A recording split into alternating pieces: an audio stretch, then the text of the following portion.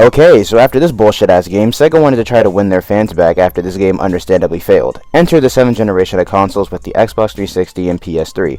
2006 marks the 15th anniversary of our struggling blue fuck, and Sega wanted to celebrate it by releasing the next main game in the series on these consoles, and thus, Sonic the Hedgehog 2006 was born. Listen niggas, we are in 2023 at this point. The Sonic community has spent the last almost 17 years since this game's release talking about the impact that it had on the series, and we all know at this point, the game is garbage bus, and it damn near killed everything for the blue fuck. I'm not here to reiterate that all again. Obviously, I'm going to talk about what's wrong with the game for those who don't know for some reason, but my main focus here is to explain my reasoning for why the title and thumbnail say what they do. But I have to keep with my tradition, which means I have to ask, but why is Sonic 06 regarded as a trash boat that almost sunk the franchise? How do I actually feel about it? Let's take a walk and find out. But before we get into all of that, this video is sponsored by me clapping your girlfriend's cheeks while inviting myself to her food in the kitchen and her little brother's food snacks. So if you're cool with that, let's go.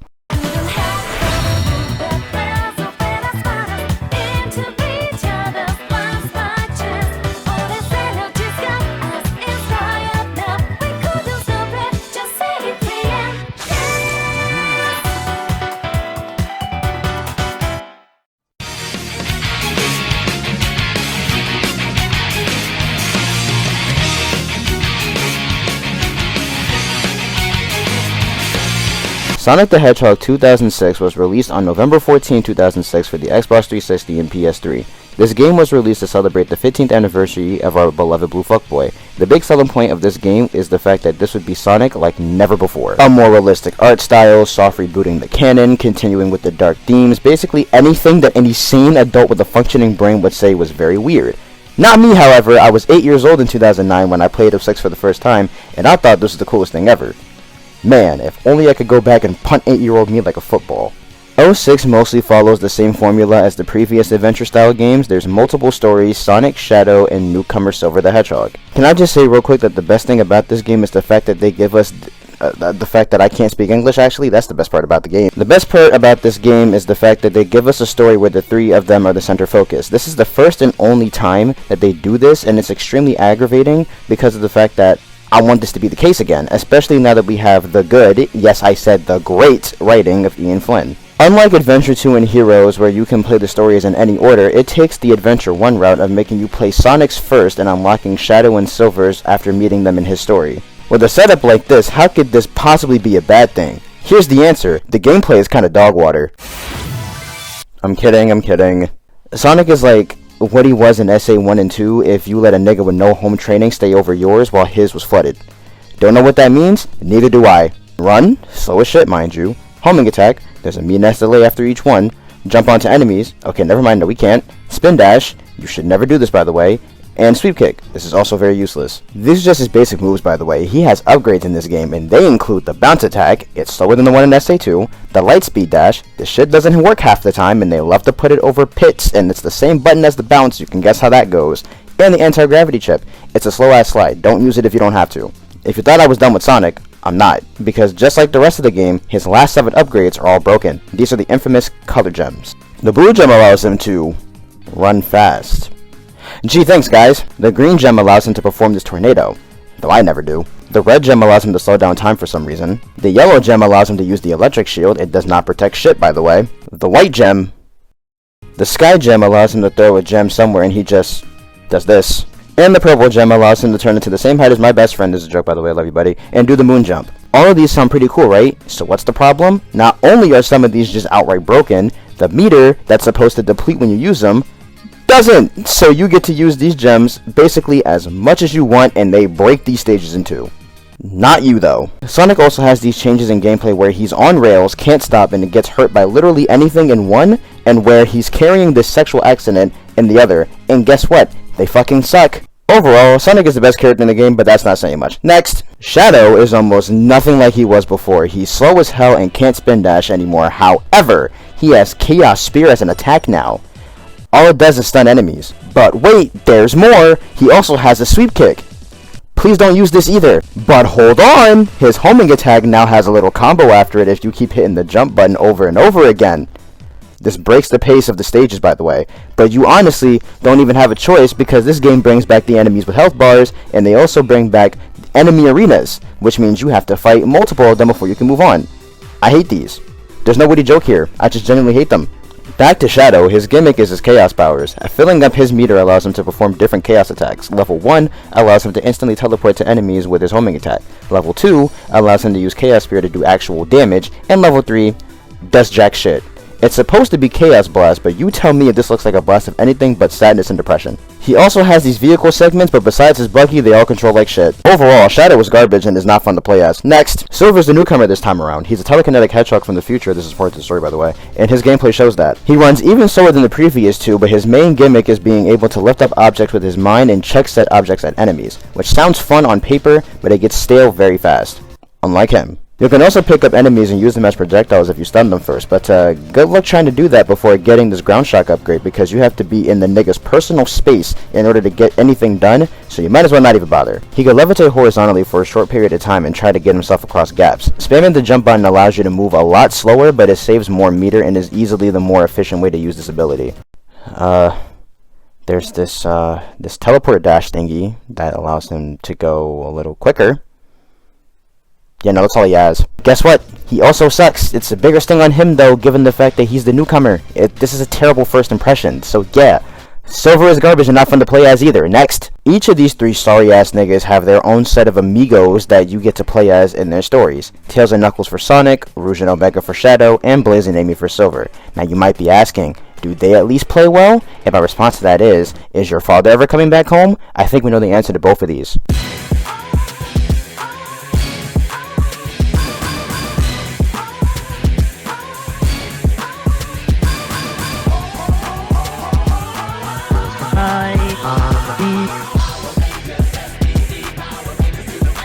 The answer is, of course not, but hey, the sky sure is blue. Blaze and Omega fare a little bit better than the rest of them, with Omega being the fastest character in the game. You heard that correctly, I said the fastest character in the game, and with Blaze just overall being not frustrating to control.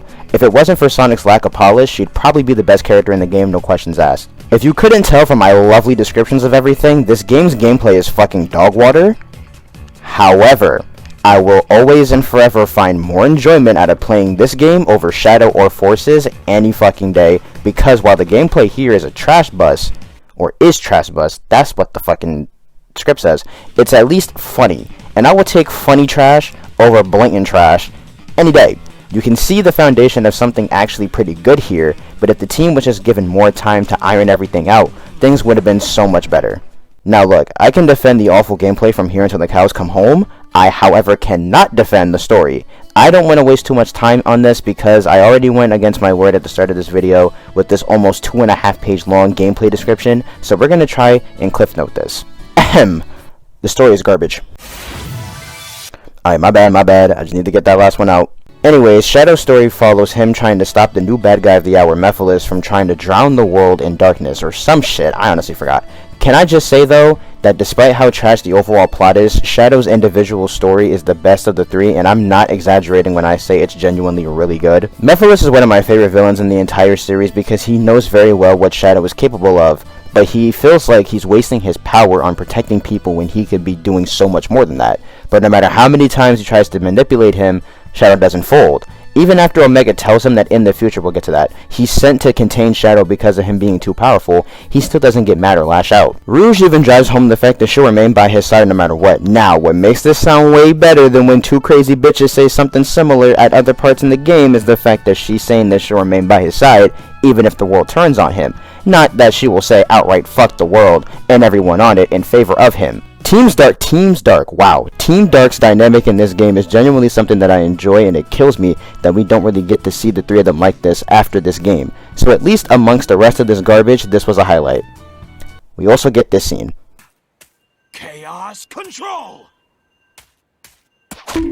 I'm already doing a really bad job of keeping my promise about speeding things up, so it's a great thing that these next two stories are nothing compared to this. Silver's follows him going back to the past in order to try and kill Sonic after Mephiles tricks him into believing that our beloved blue fuck is responsible for starting the catastrophe that destroyed his future, the catastrophe being the flames of disaster. And Sonic is just there. His entire story follows him going on a wild goose chase to save Princess Elise, the worst character that this series has ever introduced. She doesn't do anything, and all she's good for is getting kidnapped more times in one game than fucking Princess Peach. How do you even do that? After completing the 3 stories, you get hit with a final story segment and one of the worst final levels in Sonic history.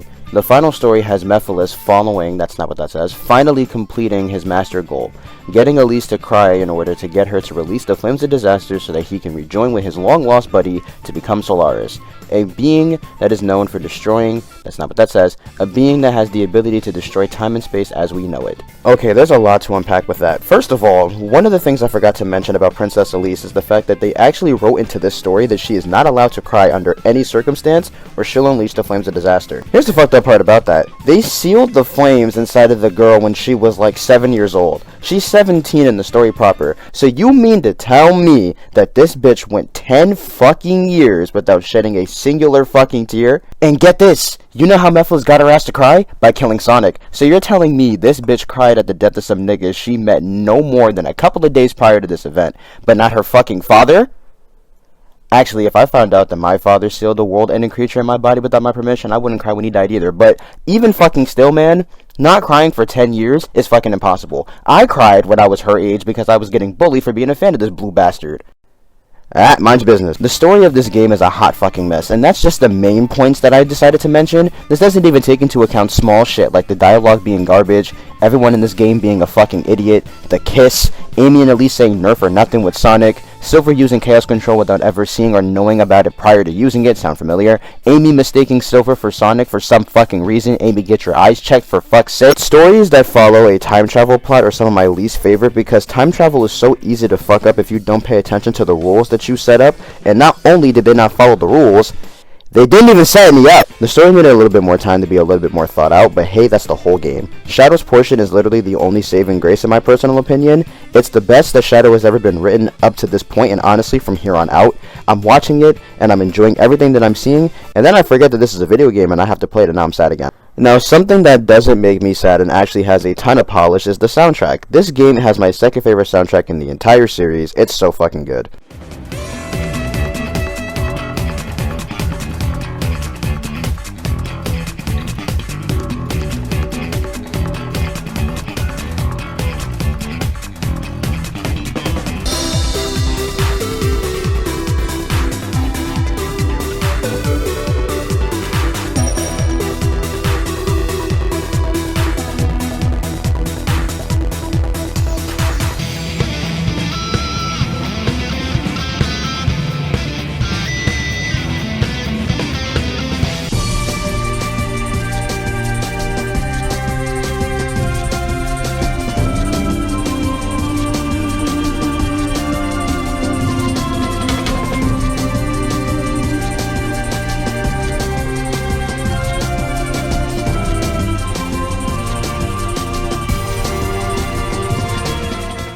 And that's just the stage themes. The 3 main vocal themes are also bangers.